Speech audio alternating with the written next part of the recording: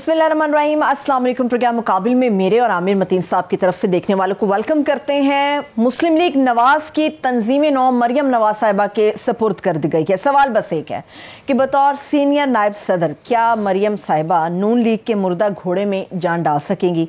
इसके साथ साथ हम इस पर भी बात करेंगे कि सुप्रीम कोर्ट ऑफ पाकिस्तान का इमरान खान साहब के खिलाफ जो फैसला आया है, क्या जानिबदारी का ठप्पा लगाकर इलेक्शन कमीशन कोई गैर जानिबदार फैसला दे पाएगा, ये भी देखना, इसके ऊपर बात होगी।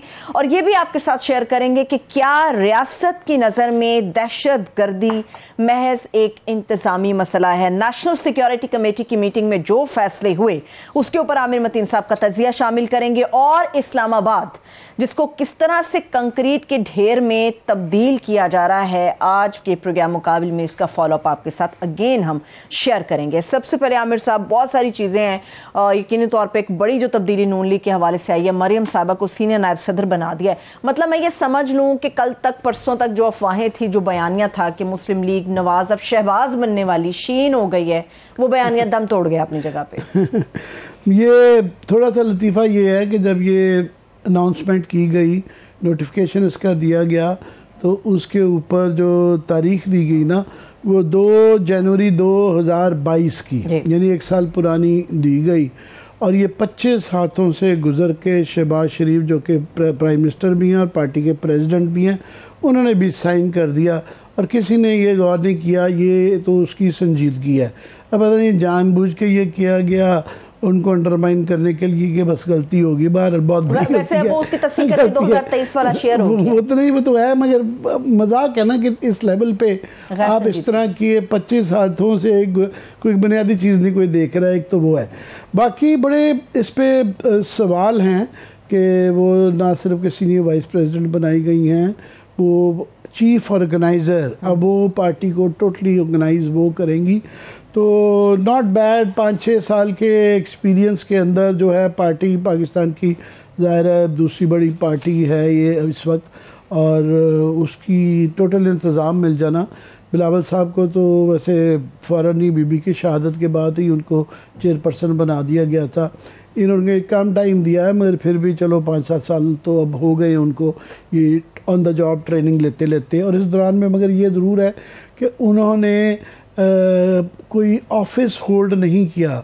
वो ना MP MNA बनी, ना वो वज़ीर बनी, पीछे से रह के बैकग्राउंड से वो ज़रूर पॉलिटिक्स भी रन करती रही हैं, पार्टी भी रन करती रही हैं। तो ये एक पार्टी रन करना एक और साइंस है। और मुस्लिम लीग की तारीख ये है कि ये साइंस नवाज शरीफ साहब को नहीं आती थी, ये साइंस आती थी गुलाम हैदर वाइन साहब को। इसको जो ऑर्गेनाइज़ किया था वो गुलाम हैदर वाइन जो कि पंजाब के चीफ मिनिस्टर थे। नवाज शरीफ जब यहाँ पे आ गए थे तो फिर उनको बनाया गया था शहबाज शरीफ से पहले। वो बहुत एक पॉलिटिकल एनिमल थे, वो बिल्कुल ग्रास रूट से चल के आए थे।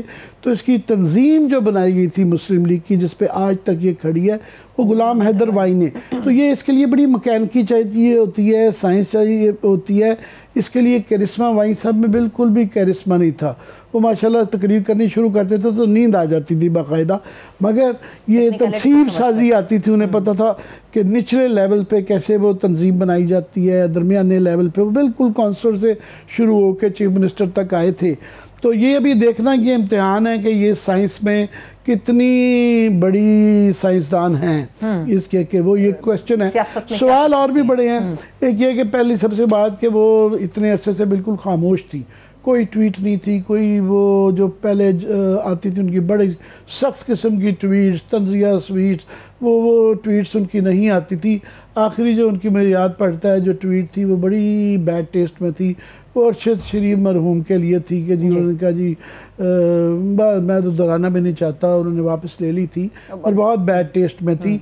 उसके बाद से वो बिल्कुल खामोश थी, और एक वो बड़ी लगता था टैक्टिकल खामोशी है कि उसके पीछे कोई सवार है, कोई जो है। तो अभी एक तो ये देखना है कि वो पहली बात है कि वो वापस आ रही हैं कि रिमोट कंट्रोल वहीं से फिलहाल ऑर्गेनाइज करेंगे। ये भी तो मुमकिन है कि नवाज शरीफ साहब भी उनके हमरा वापस नवाज शरीफ का वापसी का बता दूं, मैं बड़ी दफ़ा कह चुका हूँ, दोबारा मैं कह रहा हूँ कि नवाज शरीफ साहब जब तक पंजाब में, अगर ऐसा पॉसिबल हुआ जो कि फ़िलहाल मुमकिन नहीं नज़र आ रहा, पंजाब में उनकी गवर्नमेंट नहीं आती, तो वो नहीं आएंगे, बिल्कुल नहीं आएंगे जब तक वो, उसकी वजह बड़ी क्लियर है। उसकी वजह यह है कि उनका और इसाक डार का सलमान शहबाज वगैरह के केस में फ़र्क है। उनको हाई कोर्ट से जो है सज़ा हुई हुई है और वो मफरूर हैं। सो बड़ा भी उसको स्पीड अप किया जाए, अदालतें हैं आजकल बड़ी मेहरबान भी हैं, पूरी मेहरबान भी हो जाएं, जो प्रोसीजरल है कि उनको अपने आप को आके अदालत के सामने पेश करना होगा, जेल जाना होगा। और जेल याद रहे कि इस्लामाबाद में जेल नहीं है, वो अडयाला में है। सो अडयाला पंजाब में है। सो पंजाब जेल में जाना पड़ेगा उनको, क्योंकि ये लाहौर हाई कोर्ट का केस है।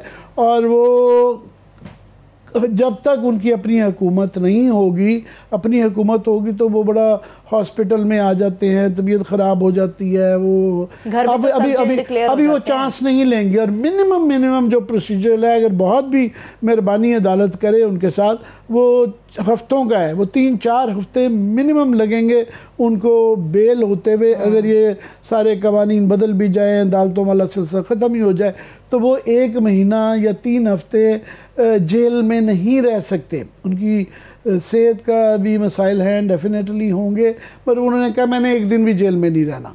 तो ये मैं आपको ख़बर भी समझ लें और तज्ज़िया भी समझ लें कि वो जब तक उनकी अपनी गवर्नमेंट थी उस वक्त नहीं आए, तो अब क्या आने, उस वक्त आ सकते थे मगर नहीं आए।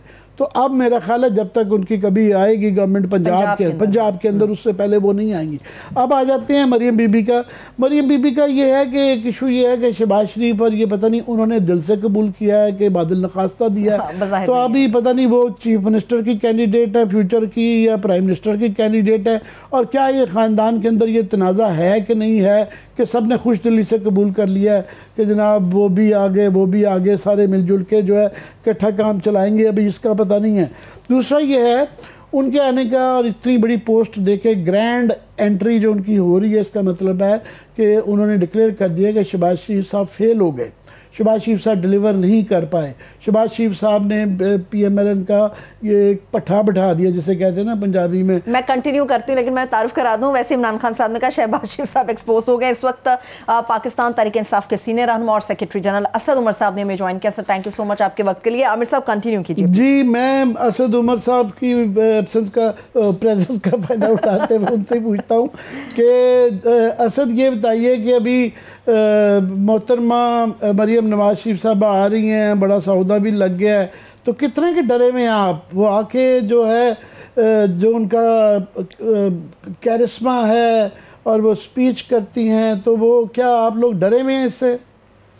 नहीं जी, हमें उनके आने से कोई खौफ नहीं है। ये एक्चुअली उनसे अगर किसी को खौफ होना चाहिए तो शहबाज शरीफ को होना चाहिए खौफ, क्योंकि ऑब्वियसली उनको वापस लाया जा रहा है और वो पार्टी के अमूर अब वो देखेंगी। तो शहबाज शरीफ साहब को डिक्लेयर कर दिया गया है एज अ फेलियर, और अब मरियम टू द रेस्क्यू। वो आज कोई ट्वीट किसी ने की हुई थी मजेदार, उनका जो शहबाज शरीफ ने अपनी तरफ से उनको आउट कर दिया और वो अब खुद आउट हो गए हैं, ये एक लतीफ़ा था। पर मैं आज की जो बड़ी खबर है वो उसका आपसे, क्योंकि आप भी उस खबर का निशाना बन सकते हैं, इसलिए पूछता हूँ कि आज एक बहुत बड़ा फैसला सुप्रीम कोर्ट ने दिया है। आपके इल्म में होगा कि इलेक्शन कमीशन में, जो कि आप पेश नहीं हो रहे थे वहाँ, तो इलेक्शन कमीशन ने आज कहा है कि जो अब तक रुका हुआ था कि जी उनकी हाई कोर्ट की जो इख्तियार है वो उनका भी वही इख्तियार है, और वो जो नाअहली कर सकते हैं, सज़ा कहा तो नहीं उन्होंने, मगर उसकी इंटरप्रिटेशन ये ली जा रही है कि वो आपको सज़ा भी दे सकते हैं, वारंट इशू करके गिरफ़्तार भी करवा सकते हैं। और वो आज जो उनके स्ट्रिक्चर्स एकदम इस फैसले आने के बाद मैंने यहाँ रखे हुए थे कि बड़े सख्त किस्म के उन्होंने आज वो कहा कि जनाब ये तारीख खेलने का मामला हल नहीं होगा, फिर हम जो है इमरान खान के वारंट गिरफ्तारी जारी कर देते हैं, पेशी का नोटिस दें।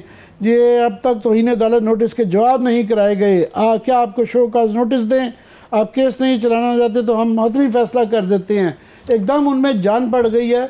और क्योंकि इमरान खान साहब के भी अब गिरफ्तारी और नाअहली जो तशरीह की जा रही है इस फैसले की कि 5 साल तक जो कानून जो तशरीह की जा रही है कि उनकी नाअहली भी हो सकती है, उनके साथ आपकी और फवाद चौधरी भी क्योंकि मुल्ज़मान में शामिल है तो आपकी भी हो सकती है। कैसे इस फैसले को देखते हैं आप? नहीं सर, मेरे ख्याल में कुछ तशरीह जरा ज्यादा कर गए लोग।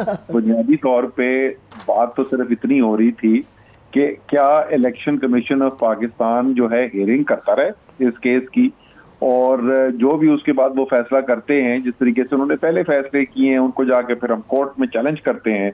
और 2022 में तो तकरीबन जितने भी फैसले इलेक्शन कमीशन ने किए वो कोर्ट्स ने ओवरटर्न कर दिए, या उनको रिस्ट्रेन किया जाएगा कि वो ये करें ना। सुप्रीम कोर्ट ने सिर्फ इतनी बात कही है कि जी वो प्रोसीड कर सकते हैं, वो अपनी केस की हियरिंग जारी रख सकते। उन्होंने ना ये कहा है कि वो अरेस्ट कर सकते हैं, ना कोई नायल कर सकते। बाकी जो है वो लोगों की ख्वाहिशात ज्यादा हैं।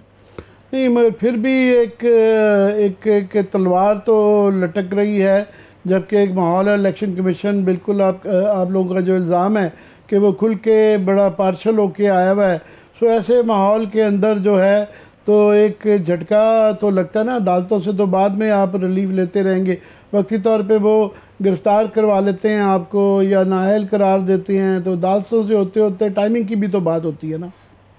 हाँ नहीं, वो तो देखिए पहले भी कर चुके हैं ना। वो पार्टी वाला जो है केस, उसके अंदर भी उन्होंने फैसले कर दिए थे, लेकिन उसके बाद फौरी तौर पे कोर्ट से रिलीफ मिल गई थी। एनीवे जो फेस करेंगे जी, बिल्कुल हमारी अंडरस्टैंडिंग जो है कानून की बड़ी सादा सी है कि जो कानून है वो आइन से ऊपर नहीं हो सकता। अगर कॉन्फ्लिक्ट है, यानी आइन के अंदर कुछ और लिखा हुआ है, कोई एक कानून है उसमें कुछ और लिखा हुआ है, तो जो आइन में लिखा हुआ है वो होता है।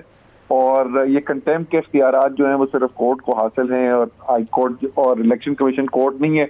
ये सुप्रीम कोर्ट की जजमेंट्स मौजूद हैं कि वो कोर्ट का दर्जा नहीं रखते, तो कंटेम्प्ट की पावर उनके पास नहीं है। बाकी उन्होंने जो काम कराना है वो तो करवा ले। वो तो लोकल गवर्नमेंट का इलेक्शन नहीं करवा रहे। हाई कोर्ट का डिसीजन आया है, इलेक्शन कमीशन ऑफ पाकिस्तान खुद तौहीन अदालत का मुर्तकिब हुआ है। उन्होंने इस हफ्ते को इलेक्शन कराने को कहा था, आज मंगल गुजर गई है, वो अभी तक इलेक्शन नहीं करा रहे। ये अपील में गए थे हाई कोर्ट में, हाई कोर्ट ने सिंगल बेंच के जजमेंट को सस्पेंड नहीं किया। इसका मतलब वो जजमेंट अभी भी इन फील्ड है और तौहीन अदालत के रोजाना मुर्तकिब हो रहे हैं इलेक्शन कमीशन वाले। पहले तो अपनी तो तौहीन अदालत भुगताए ना जाके। मेरा ख्याल था कि आप लोग बड़े डर डर के बात करेंगे, मगर ये वो बगावत के शोले मुझे नज़र आ रहे हैं आप में। मैं टॉपिक चेंज करता हूँ। आज नेशनल सिक्योरिटी कमेटी का इजलास हुआ, बड़ा अहम इजलास हुआ, और एक उसका मेमोरेंडम भी इशू किया गया। तो उसकी जो सबसे इम्पोर्टेंट हाईलाइट थी वो ये थी कि उन्होंने कौमी सलामती को जो है मुआशी इस्तेहकाम से मशरूत कर दिया, और जो उसकी सारी जिम्मेदारी जो है इसहाक डार साहब पे आ गई है कि अब उन्होंने कौमी सलामती की जो है ना तमाम मामलात उन्होंने तय करने हैं। तो वो अंदर क्या उन्होंने ऐसा मसाला बेचा है जो कि आपको, हमें या कि वो कौम को नहीं बेच पा रहे? देखिए, उन्होंने जो बात कही है ये तो मेरे ख्याल में हर जी शऊर शख्स कहेगा कि आजकल की दुनिया के अंदर 21वीं सदी के अंदर अगर आपकी मईशत की कमजोरी है तो वो सिर्फ मईशत के लिए नहीं, वो कौमी सलामती के लिए भी खतरा बन जाता है। वहां तक तो बिल्कुल दुरुस्त बात है। और जो पिछले 9 माह के अंदर पाकिस्तान की मईशत के साथ किया गया, और जहां पर आज वो खड़ी हुई है मईशत कि आपके पास चिप्स लगी हुई है पोर्ट के ऊपर और खाने का सामान आप अंदर नहीं मंगा सकते, दवाइयों की खाम माल की एलसी आप नहीं खोल सकते, एयरलाइंस के जो पैसे देने वो नहीं दे सकते, रोजाना की बुनियाद पे एक्सटर्नल कमिटमेंट्स के ऊपर हम डिफॉल्ट कर रहे हैं। ये तो वाकई में कौमी सलामती के लिए खतरा पैदा कर दिया, इसमें तो कोई शक नहीं है। अब सवाल ये है कि जिसने कौमी सलामती के लिए खतरा पैदा किया उसके साथ क्या किया जाएगा। नहीं, मगर मईशत बहुत ज़्यादा इम्पॉर्टेंट है। पर हमने देखा कि फाटा के साथ जो फाटा के साथ जो वादे किए गए थे ये इंजमाम के बाद कि आपको इतने पैसे देते जाएंगे, यही शहबाज शरीफ साहब ने एज चीफ मिनिस्टर जो है इनके साहबजादे ने नहीं पैसे दिए, इन्होंने नहीं दिए, खुद जो है एक रुकावट रही। तो अभी इसके अलावा इम्पॉर्टेंट पॉइंट ये है कि बिल्कुल मुआशी मसाइल हैं, और मुआशी मसाइल के अलावा भी तो मसाइल, दहशत गर्दी के मसाइल हैं, वहाँ एडमिनिस्ट्रेटिव मसाइल हैं, वहाँ लोगों को शख्सी आज़ादी के मसाइल हैं, वहाँ लोगों को मजहबी दहशत गर्दी के मसाइल हैं। तो ये सिर्फ मुआशी तो एक साइड है, डोंट यू थिंक?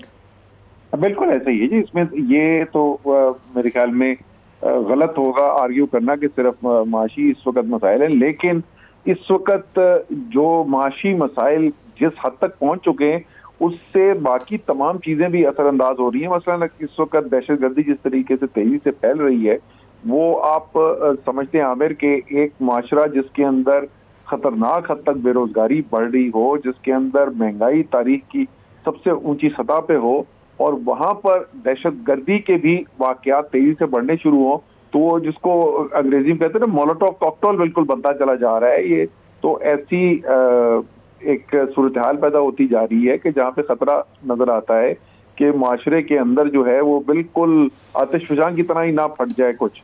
तो बिल्कुल सही है, ये बाकी तमाम मसाइल जो हैं वो हकीकी मसाइल हैं, लेकिन उनमें से कई जो हैं वो मईशत की सूरत हाल से भी जुड़े हुए हैं। इसलिए मईशत के खराब होने की वजह से उन तमाम के अंदर भी मुश्किलात में इजाफा हो रहा है। सही है, ठीक है। असद उमर साहब, मैशत के ऊपर चूंकि आप बात कर रहे हैं, तमाम मामलात एक दूसरे से लिंक्ड है, इसमें सियासत को हम एक साइड पे नहीं कर सकते। सियासी इस्तेहकाम के लिए जो पीटीआई ने मूव की, जी हम असेंबलीज की तहलील की तरफ जाएंगे ताकि ये लोग आम इंतखाबात की तरफ जाएं, उसका रास्ता हमवार हो सके। गुज़श्ता रोज सिप्तान खान साहब को भी मैंने सुना, वो कह रहे हैं कुछ आईनी और कानूनी पेचीदगियां जिसकी वजह से असेंबली की तहलील होगी मगर अभी नहीं होगी, और बाज लोग ये राय अपनी दे रहे हैं कि शायद आपकी जमात तहरीक इंसाफ असेंबली तहलील के मामले से भाग गई है या पीछे हट गई है। क्या आप लोगों ने जल्दी में यह फैसला तहलील के हवाले से किया था या स्ट्रेटजी नहीं? इसमें मैं भी ऐड कर दूं कि आज ये इसलिए भी अखज़ किया जा रहा है कि इमरान खान ने बड़ी लंबी टॉक की और लोग कह रहे हैं कि उसके अंदर एक फैक्टर मिसिंग था कि तहलील के मतलब जो है कोई जिक्र नहीं हुआ।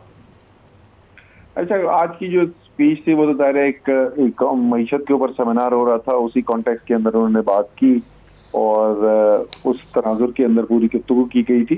जहाँ तक तहलील का ताल्लुक है, कानूनी उन्होंने आपको सही कहा सिप्तान ने कि 11 तारीख को कोर्ट की हेयरिंग है, उससे पहले जो है तहलील करने से रोका हुआ है, रिस्ट्रेन किया हुआ है हाई कोर्ट के ऑर्डर की वजह से। तो 11 तारीख को हेयरिंग होगी, उस हेयरिंग के अंदर देखें क्या फैसला किया जाता है। हमें तो पूरा यकीन है कि गवर्नर ने जो फैसला किया था वो तो सस्पेंड कर ही दिया था हाई कोर्ट ने, और अगर वो फैसला कलअदम है तो अगर वोट ऑफ कॉन्फिडेंस लेना भी होता है तो उससे तो डिसोल्यूशन ऑफ द असेंबली नहीं रुकती है, लेकिन जाहिर है फैसला कोर्ट ने करना है। देखें 11 तारीख को वो क्या तो ये 11 तारीख को अगर लेट से कि वो इसको, क्योंकि अगर आप वोट ऑफ कॉन्फिडेंस लेते हैं तो वो नज़र आता है कि फिर कोर्ट को एतराज़ होना ही नहीं चाहिए, तो हम क्या ये समझ सकते हैं कि इसके फ़ौरन बाद आप लोग तहलील कर देंगे 11-12? जी, जाहिर है फैसला तो इस वक्त यही हुआ है कि तहलील करनी है, और जैसे ही कोर्ट की रिस्ट्रिक्शन खत्म होती है तो असेंबली तहलील कर दी जाएगी। असेंबली तहलील कर दी जाएगी, बिल्कुल। अच्छा, मैं थोड़ा सा आपको सियासत से ज़रा दूर लेके जाता हूँ, क्योंकि आप इस्लामाबाद के MNA भी हैं और इस्लामाबाद में हम 2-3 दिन से एक स्टोरी काफ़ी बल्कि महीनों से टेकअप कर रहे हैं, मगर उसके अंदर एक जल्दी तेज़ी सी आ गई है कि आपके इल्म में मेरे से ज़्यादा होगा कि ये जोन 3 जो है, जो कि सैक्रोसैंक्ट है हमारे इसके इस्लामाबाद के मास्टर प्लान के अंदर, और ये ग्रीन एरिया है और नेशनल पार्क के साथ भी इलाका है, काफ़ी सारा इलाका है, इसके अंदर काफ़ी सारे कब्जे तो हो गए हैं, मगर अभी बड़ा ऑर्गेनाइज्ड अटैम्प्ट हो रहा है कि उसको काफ़ी उसका जो एरिया है वो कानून की कैबिनेट की मंजूरी के साथ जो है उसको तब्दील किया जा रहा है। जोन 3 के इलाके को जोन 1 में डाला जा रहा है, यानी कमर्शियल और हाउसिंग प्रोजेक्ट्स के लिए अलाउ किया जा रहा है। और उसके 2-3 चीज़ें, एक तो उसके जो बेनिफिशरी नज़र आ रहे हैं वो, क्योंकि संजियानी में आपको पता है आसिदारी साहब की भी ज़मीनें हैं, PSPM जो हैं तकीर शाह साहब की भी ज़मीनें, और भी बड़े बड़े लोगों के बेनिफिशरीज़ हैं, और ये इतनी जल्दी में खामोशी से किया जाता है कि ये हमारे रिपोर्टर जो हैं बड़े अच्छे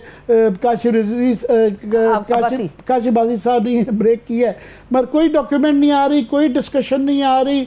उन्होंने बड़ी जल्दी से अपनी मर्जी की एक्सपर्ट इकट्ठे करके, एक जज है पता नहीं कौन है, कमेटी बना के उन्होंने कहा ये 15 दिन के अंदर अंदर वो कैबिनेट को अप्रूव करेगी, और कैबिनेट से नज़र आ रहा है कि वो अप्रूव होकर ख़त्म हो जाएगा। Is it as simple as that?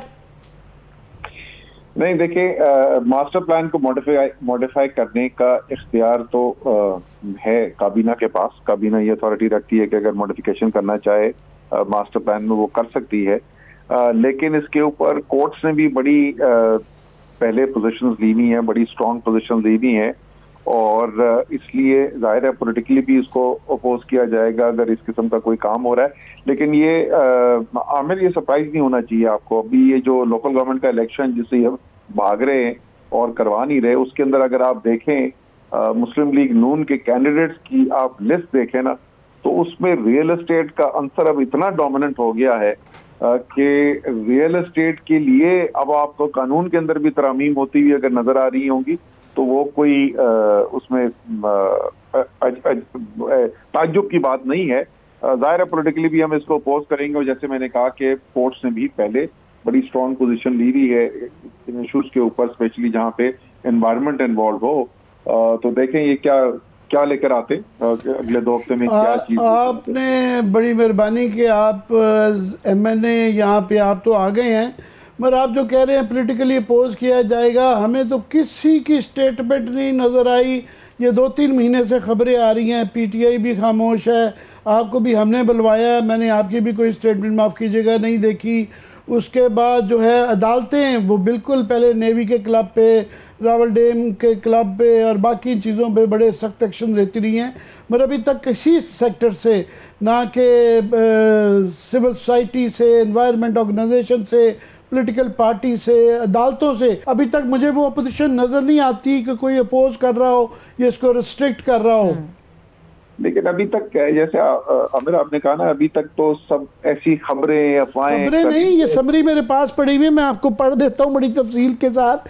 Summary ये इंटीरियर मिनिस्ट्री ने तैयार करके जो है ये भेज दी है कैबिनेट की, उसके लिए पहले एक समरी जो है रिपोर्ट बना के CDA ने एक जाली एक्सपर्ट से इंटीरियर को भेजी है। इंटीरियर ने ये भेज दिया कि जी 15 दिन के अंदर अंदर ये कैबिनेट के सामने, it is all in black and white now, it's being done. Right, इसको बिल्कुल अब जैसे हमने कहा कि पुराना भी आपको पता है कि कई दफा ये इन इश्यूज के ऊपर पॉलिटिकल बैटल भी लड़ चुके हैं, कोर्ट्स में भी जा चुके हैं। एक केस पे तो अथर मिल्ला उस वक्त जज नहीं थे, वो मेरे लॉयर भी थे, और आप बिल्कुल सही कह रहे हैं, अथर मिल्ला ने इसके ऊपर बड़ी स्ट्रॉन्ग पोजीशन भी ली है। इस्लामाबाद एनवायरनमेंट कमीशन बना था, उसका भी मैं हिस्सा था।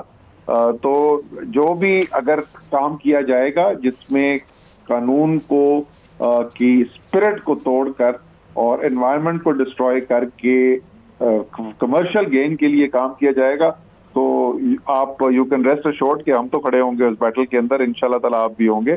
और उम्मीद यही रखनी चाहिए कोर्ट्स भी माजी की तरह अपना किरदार अदा करेंगे। तो हमारी उम्मीद ये है कि आप भी जो है कि इसको अगर पॉलिटिकली के साथ में अगर ज़रूरत पड़ जाए तो मेरा ख्याल शायद किसी सिविल सोसाइटी को या किसी न किसी को अदालत अगर ख़ुद नहीं देख रही तो अदालत का दरवाज़ा खटखटाना पड़ेगा। मैं आपकी इतला ये ज़रूर दे दूँ कि क्योंकि ये असल इशू क्लाइमेट कंट्रोल मिनिस्ट्री का है, जिसकी सेनेटर शहरी रहमान वज़ीर हैं, हमने उनसे रब्ता किया, वो अवेलेबल नहीं थी, पर उन्होंने हिंट कराया कि ये इतना आसान नहीं है कि ये हो जाए।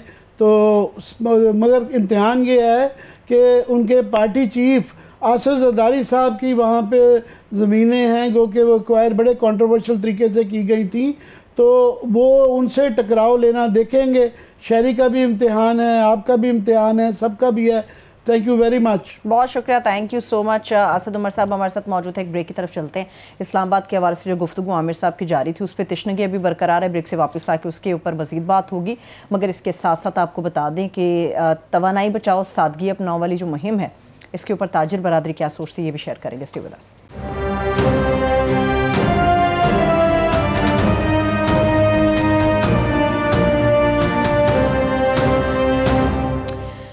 ब्रेक के बाद एक बार फिर से प्रोग्राम में हम आपको खुश आमदेद कहेंगे। आमिर साहब, जिस तरह से मैंने कहा तशनगी अभी कुछ बरकरार है, नेशनल सिक्योरिटी कमेटी के हवाले से आप बात कर रहे थे, मुझे समझ नहीं आती कि मौशी जादूगर कहा जाता है डार साहब को, यहाँ तो कोई जादू नहीं चल सका, तो ये सलामती कमेटी के अंदर डार साहब के जिम्मे सपुर्द कर दिया गया चीज़ों को, तो वो किस तरह से अपना काम निभाएंगे, यहाँ या वहाँ? जी, बड़ी अच्छी बात है। ये इस वक्त मुल्क में वाकई बड़े गंभीर मसाइल हैं और नेशनल सिक्योरिटी काउंसिल की मीटिंग होना बड़ा ज़रूरी था कि इसको इकट्ठे हो के इसको डील करें। मगर कुछ सवाल रह जाते हैं, जिस तरह आपने कहा तशनगी रह जाती है। पहली बात तो ये है कि ये इसके अंदर इसहाक डार साहब ने परफॉर्मेंस दी है कि ये क्योंकि नेशनल सिक्योरिटी के लिए बड़ा ज़रूरी है, ख़ास तौर पे एक्सफाटा में या मुल्क के वो वाले जहाँ डिप्रिवेशन जहाँ पे है, महरूमी का एहसास है, तो मुआशी तरक्की होगी तो लोगों के अंदर जो है उतना ही ये नफ़रतें एथनिक और सेक्टेरियन और जुनूनियत जो है ये कम होगी। बिल्कुल बड़ी अच्छी बात है। मैं पहली बात तो ये है कि क्या इसहाक डार साहब ये डिलीवर कर पाएंगे। उन्होंने जो अंदर मीटिंग के अंदर जो इसको में किया है, जो प्रेजेंटेशन दी है, उससे बाहर आपको मुझे अवाम को भी तो कोई थोड़ा सा तसल्ली तशफ़ी करा दें कि वो क्या मैजिक फार्मूला है, मैजिक वॉन्ड है जो अंदर मीटिंग के अंदर उन्होंने मसले हल कर दिए हैं। तो पावर पॉइंट पे शायद तो ये बाहर जो है हमें भी समझा दें कि ये जो रोज़ स्टॉक एक्सचेंज नीचे गिरती जा रही है, डॉलर ऊपर आता जा रहा है, रुपया गिरता जा रहा है, फैक्ट्रियां बंद होती जा रही हैं, तो सरमायाकार यहाँ से दौड़ रहे हैं, रेमिटेंसेस कम हो रही हैं, एक्सचेंज रेट काबू नहीं हो रहा, महंगाई बढ़ती जा रही है, डबल वो हो गई है। तो ये जो उन्होंने अंदर नहीं बैठ के जो करके कहा जी, उन्होंने फार्मूला पेश किया, तो मेरा ख्याल है कि वो बेसिकली इम्प्रेस करने की कोशिश कर रहे थे कि अपने जो नई हमारी अस्करी की आदत आई है उनको, कि ये ना समझें कि जो बताया जा रहा है कि इनकॉम्पिटेंट और शहबाज शरीफ सब फेल हो गए। शहबाज शरीफ से बाद कोई एक मैजिक फार्मूला है, खुफिया रखा हुआ है उसको, वो उस मीटिंग के अंदर, क्योंकि नेशनल सिक्योरिटी है और भाई इकॉनमी है और नेशनल सिक्योरिटी का इशू डिस्कस ज़रूर करें, बट सबसे ज़्यादा लोगों को एतमाद में लें ताकि गैर यकीनी ख़त्म हो, लोगों को भी कॉन्फिडेंस आए, जिसकी वजह से लोग यहाँ से भागना ना शुरू हो जाएं। ये कोई इसको खुफिया रख के पता नहीं क्या वो किया जाए, उनको इम्प्रेस किया जा रहा था बेसिकली कि ये जो है ना उनको प्रेजेंटेशन दी गई है। दो तीन और सवाल इसके अंदर बड़े इंपॉर्टेंट आ जाते हैं कि एक ये कि इसके अंदर जो है ना बहुत ज़्यादा लिंक्ड, इससे अच्छी बात है मुआशी मसाइल ठीक, मईशत बेहतर होने से ये प्रॉब्लम्स कम होती हैं, पर मईशत ही काफ़ी नहीं होता। तो ये हमें ही बताया गया था जब ये नेशनल सिक्योरिटी पॉलिसी पिछली गवर्नमेंट में बताई गई थी कि जनाब ये इकोनॉमी भी है, मिलिट्री भी है, एनवायरनमेंट भी है, बला बला बला सारी चीज़ें हैं। और ख़ास तौर पे जिस इलाकों में हमें प्रॉब्लम आ रही है, बलूचिस्तान में या केपी में, पहली तो बात है कि वहाँ के चीफ मिनिस्टर ही नहीं बुलाए गए, वहाँ के चीफ मिनिस्टर नहीं बुलाए गए। और बिलावल भुट्टो साहब जो कि फॉरेन मिनिस्टर हैं, अब डायरेक्टली कौमी सलामती का मसला जो है फॉरेन मिनिस्ट्री से जुड़ा हुआ है कि ये अफगानिस्तान का मसला है, आपका ईरान के साथ मसला है, इंडिया के साथ मसला है। वो दूसरे दिन बताया गया कि पहले दिन थे, ये दूसरे दिन जब हुई तो बिलावल भुट्टो साहब भी नहीं उसमें आए। तो ये है। दूसरा कि ये बाकी वहाँ पे जो दहशत गर्दी का एकदम से इनको याद आ गया कि दहशत गर्दी के अंतर्गत बड़ा उन्होंने सख्त अल्फाज जो है ना इस्तेमाल किए हैं कि ये इसका बिल्कुल बर्दाश्त नहीं की जाएगी। इससे पहले हमें बता दें कौन उनके साथ मीटिंगें कर रहा था। ये जो उनको कह रहे थे बैरिस्टर साहब उनकी तारीफ़ें किए जाते थे कि ये हमारे भाई हैं, तो वो मीटिंग्स क्या कौन करवा रहा था, किसके कहने पे करवा रहा था, और इस गवर्नमेंट के दौरान ही हुई, इस गवर्नमेंट के दौरान ही हुई। तो वो और हर दौर में, जबकि पता भी है कि ये हमेशा टाइम बाय करते हैं, ये हमेशा ये इस तरह का टाइम बा के अपने आप को ज़्यादा ताकतवर बना लेते हैं, जहाँ वैक्यूम का यूज़ करते हैं। दूसरा, उस इलाके के जो जेन्युइन मसले भी हैं, उनको एडमिनिस्ट्रेटिव मसले हैं, उनको जो है वहाँ पे शख्सी आज़ादी के मसले हैं, उनको जमहूरी मसले हैं, उनको लोकल पावर की ज़रूरत है, उनको ये जो तंग किया जाता है पैकेट शिकेट में, ये मसले भी हैं। तो इनको भी डील करना है, सिर्फ ये दहशतगर्दी से नहीं है। दूसरा, मैं देख रहा था ये ख्वाजा आसिफ साहब बड़े एक्टिव उसके अंदर नज़र आए कि जी उन्होंने बहुत ज़्यादा उसमें किया। तो ये ट्विटर ये दिखा दिया जाए कि इमरान खान साहब पे भी इल्ज़ाम था कि वो भी तालिबान की तरफ, उनको तालिबान खान कहा जाता और उनका भी बड़ा बैंड था, उनका भी ये था कि जी गुड तालिबान और बैड तालिबान, जबकि अब के साबित हो गया है कि कोई गुड तालिबान नहीं है, हमारे लिए कम से कम नहीं है। APS के बाद ये बिल्कुल ठप्पा लगा दिया था कि कोई तमीज नहीं होगी इनमें। और ये ख्वाजा आसिफ साहब भी कुछ अर्सा पहले तक जो है ये इनकी ट्वीट है, ये 2020 की गालबन कि ताकतें तुम्हारी हैं और खुदा हमारा है, अल्लाह अकबर। मतलब वो तालिबान के हक में कि ये भी करते रहे कि ये बड़ा। सो इनकी भी दोस्तियां रहीं। और आपको याद है एक्शन प्लान बनाते वक्त ये जब नवाज शरीफ साहब की गवर्नमेंट थी तो ये रगड़ के जो है ना घुटने का जी हमने नहीं करनी, 1 साल ज़ाया किया गया था, फिर ऑपरेशन करना पड़ा था। उसके बाद वो एक्शन प्लान बनाया, उसका आज तक कुछ इम्प्लीमेंट नहीं किया गया। वो किधर गया? अब कैसे मान लें कि जो आज फैसले हुए इंप्लीमेंट होंगे, जो पिछले इंप्लीमेंट नहीं हुए, जो आपने सम्राट समेटे उनको भी आपने सामने नहीं लेकर वो नहीं लेके आए। एक नेफ्टा इदारा है जो इसको डील करता है, वो गैर फाल है, वो नहीं किया जा रहा। दूसरा इसके अंदर एक और वो है कि जी नेशनल प्लान के मुताबिक वफाक और सूबाई हुकूमतें दहशतगर्दी के खिलाफ मिलकर काम करेंगी। अब ये इसके अंदर ऐलान किया गया, सुबह के वज़ीर आला बुलाए नहीं जा रहे और वो कह रहे हैं कि जी उनके साथ मिल के ये किया जाएगा। तो ये एक इकॉनमी में दूसरा ये कि क्योंकि इसका मेन फोकस इकॉनमी था, ये इकॉनमी भी आजकल के दौर में नेशनल सिक्योरिटी का हिस्सा होता है, मगर ये पॉलिटिशियंस का काम है कि ये इकॉनमी को डील करें, बजट बनाएं और वो बताएं। ये अस्करी क़यादत को ख़ास तौर पे ये देने की तसल्ली देने की बजाय, सेटिस्फाई करने की बजाय, उनको पार्लियामेंट जो कि एक बिल्कुल गैर फ़ाल और लूली लंगड़ी पार्लियामेंट है, और अवाम को, स्टेक होल्डर्स को, बिजनेस कम्युनिटी को, स्टॉक एक्सचेंज वालों को, उस तरह बिजनेसमैन को, इंडस्ट्रियलिस्ट को, ये उनकी तसल्ली कराने की ज़रूरी है। एक बंद कमरे के अंदर जो है वो चंद लोगों को और वो अस्करी क़यादत को समझाने से ये इकॉनमी नहीं है। और डार साहब पे अगर आपकी ये किसी ने ये भी ट्वीट की थी, अगर बात डार साहब पे ही आ गई है तो फिर सुलह कर लें, फिर सुलह कर लें, तो हम इसको टेकअप करते रहेंगे। एक सवाल मुझे एक और इस पे पूछना है, फिर आगे चलेंगे। आमिर साहब मुझे ये बताइएगा, आपने बहुत सारी चीज़ों के ऊपर रोशनी डाली कि ये पिकेट्स का मामला है, लोगों की शख्सी आज़ादी की बात है, आइडेंटिटी क्राइसिस जो होता है, आपको लगता है कि कहीं पर ये आकर दहशतगर्दी की बुनियाद बनता है या वजह बनता है? लोग इस वजह से ज़हनी तौर पे इतने डिस्टर्ब हो चुके होते हैं कि वो कुछ भी कर गुजरने के ऊपर सोचना शुरू करते हैं। ये आपका बहुत ही खूबसूरत सवाल है। मेरी क्योंकि एकेडमिक बैकग्राउंड जो है कॉन्फ्लिक्ट रेजोल्यूशन में है, तो कॉन्फ्लिक्ट रेजोल्यूशन में एक बुनियादी चीज़ जो दुनिया भर में इस तरह के तनाज़े हैं, उसके अंदर ये है कि सबसे बड़ा जो कॉमन तनाज़ा पाया जाता है वो लोगों की शख्सी आज़ादी, लोगों का फ्रीडम और लोगों की शनाख्त के मसाइल हैं। ये सबसे बड़े हैं। यही कश्मीर में है। उनको हो सकता है इंडिया हमारे से बहुत ज़्यादा लालच देने के लिए तैयार है, ये भी ले लो, ये भी ले लो, वो अड़े में है।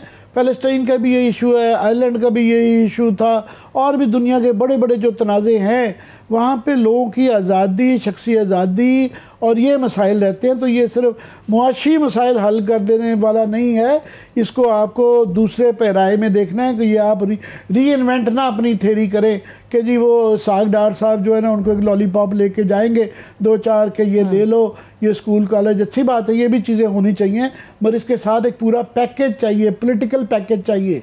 यहाँ प्रॉब्लम ये है कि हम बहुत मिलिटरिस्टिक जो है हल निकालते रहे हैं। पॉलिटिकल पैकेज चाहिए, सोशो इकोनॉमिक पैकेज चाहिए, एडमिनिस्ट्रेटिव पैकेज चाहिए, सबसे ज़्यादा इज्जत दो का पैकेज चाहिए। बहुत इम्पॉर्टेंट है कि आप सिर्फ जो है ना ये सिर्फ मुआशी मसाइल वो भी हल करें, मगर ये सिर्फ काफ़ी नहीं है। फाटा का जो मुआशी पैकेज था उसके बावजूद क्या इस मामले को लेकर उनके मसाइल हल हुए थे या सिर्फ ये कागजों में था और कहने की हद तक था? ये फाटा का जो इंतजाम KP के अंदर हुआ था, इस पर बहुत ज़्यादा बहस हुई थी। काफ़ी लोग थे जिनको एतराज़ात थे, फिर उनकी तशफ़ी के लिए वादे किए गए थे कि इतने 100 बिलियन शायद 400 बिलियन का पैकेज था कि इनको दिया जाएगा। तमाम सूबों ने अपना शेयर डालना था, फेडरल गवर्नमेंट ने डालना था। PTI जब फेडरल गवर्नमेंट में थी तो ये अपना हिस्सा डालते रहे थे। ना सिंध वालों इन्होंने पैसे दिए थे, ना जो है जब इन्होंने डाले थे पंजाब में, जब शहबाज शरीफ वगैरह की ये इनकी गवर्नमेंट थी, इन्होंने भी बिल्कुल वहाँ पे कोई गवर्नमेंट ना फेडरल देती थी ना वो देती थी, तो वो ना पैसा पहुँचा, जो थोड़ा बहुत पैसा पहुँचा वो उसके अंदर भी खराबियाँ थी, उसकी इम्प्लीमेंट नहीं हुई। फिर उसके बाद काफ़ी जो लेवीज़ को और पुलिस को जो स्ट्रेंथन करना था वो नहीं, उनके साथ जो भी वायदे किए गए, उनकी नुमाइंदगी के मसाइल, उनके मुआशी मसाइल, उनके पोलिटिकल मसाइल, उनकी जज्बाती मसाइल, ये याद रहे जज्बाती बहुत ज़्यादा इम्पॉर्टेंट होते हैं कि लोगों को लगे कि उनको एक ओन किया गया है, उनसे पूछ के उनके फैसले किए गए हैं, ठूसे नहीं गए। ये सबसे बड़ा अहम मसला है।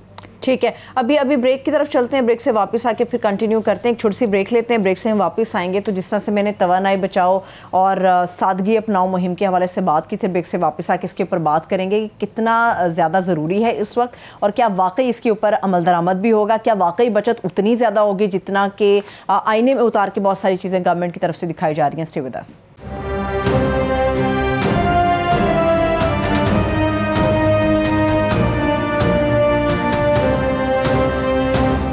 ब्रेक के बाद एक बार फिर से प्रोग्राम में हम आपको खुशामदीद कहेंगे। तवानाई बचत के ऊपर तो बात करूंगी, मगर ये जो एक मुश्तरका नुक्ते के ऊपर मुत्तहिद होने का वक्त आ गया मुत्तहिदा का, सारे धड़े मुत्तहिद हो गए हैं या बस मुफाद की जंग है?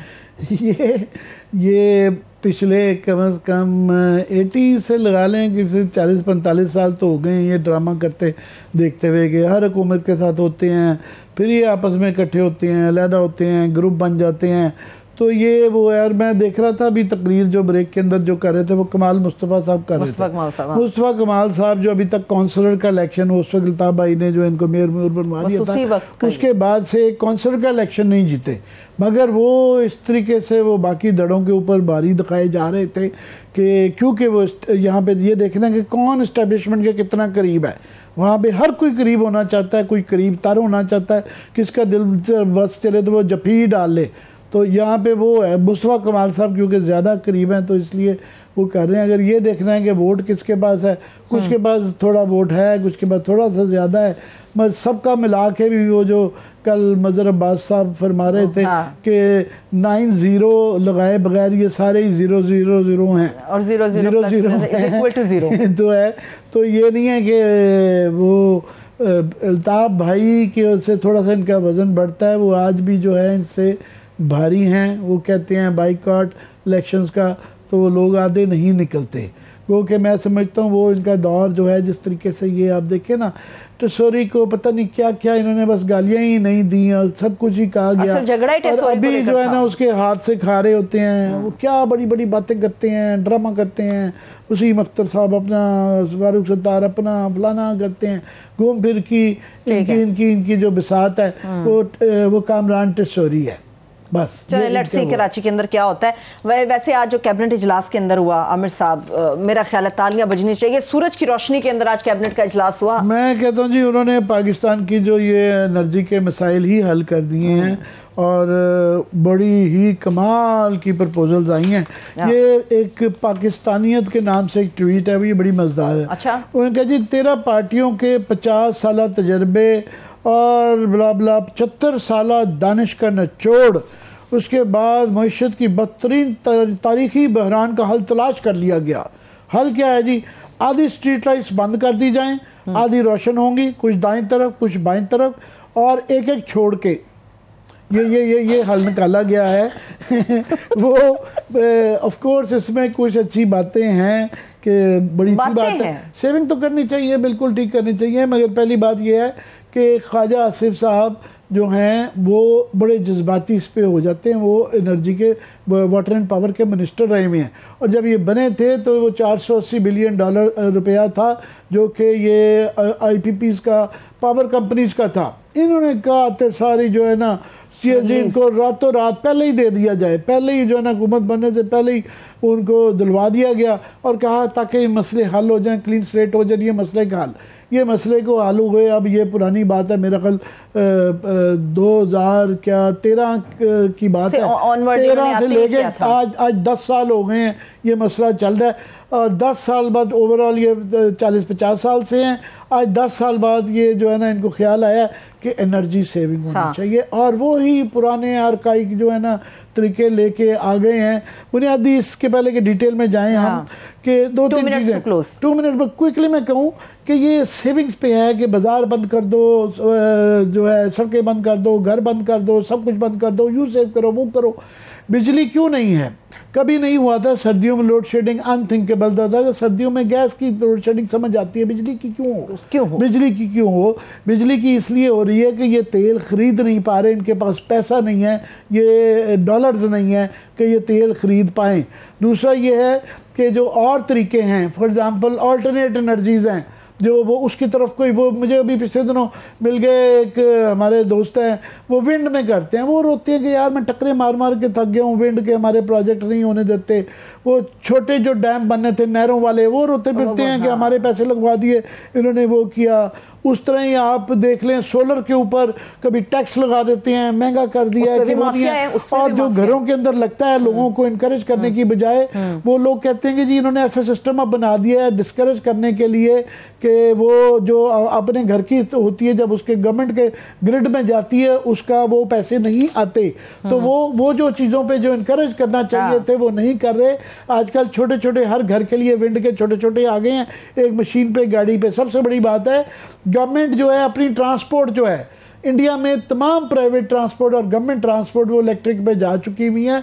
फॉर अ स्टार्ट सबसे बड़ा खर्चा जो है ना ये आम आदमियों को जो कह रहे जी मोटरसाइकिल हम करेंगे इलेक्ट्रिक पे, बाइक्स कर देंगे, वो कर देंगे। भाई इलेक्ट्रिक आप अपनी बसें, गवर्नमेंट की गाड़ियां और जो प्राइवेट ट्रांसपोर्ट है पहले सबसे वहां से स्टार्ट करें। बड़े और तरीके भी हैं, बाकी जो है आप थोड़ी सी तफसील पढ़ दें। मैं जाते जाते ये बता देती हूँ आमिर साहब, गैर मियारी पंखे का जो पुराने बल्ब है उनके ऊपर पाबंदी होगी। सरकारी दफातर के अंदर बिजली के इस्तेमाल पर 30% कमी लाने का इंदिया दिया है। तवानाई बचत के इकदाम से उन्होंने कहा जी 62 अरब रुपए हमारे बचेंगे।